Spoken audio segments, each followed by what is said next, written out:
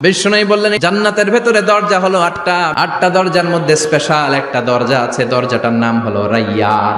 রোজাদাররা ছাড়া কেউ রাইয়ান দরজা দিয়ে ঢুকতে পারবে না।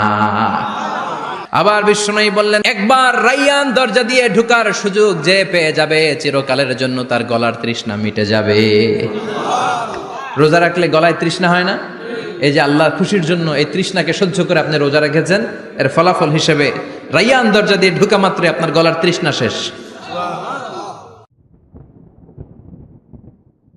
জান্নাতের ভেতর আমরা ঢুকতে চাই। শপিং মলে যখন আমরা ঢুকতে চাই কোন দিক দিয়ে ঢোকা লাগে? দরজা দিয়ে না, গেট দিয়ে। তো আমরাও জান্নাতের গেট দিয়েই তো ঢুকবো নাকি? আমরা জান্নাতের কোনো না কোনো গেট দিয়ে ঢুকতে হবে। বিশ্বনবী ফরমান, বুখারীর বর্ণনা, ইন্নালিল জান্নাতি সামানিয়াতু আবওয়াব, জান্নাতের ভেতরে 8টা দরজা আছে। কয়টা?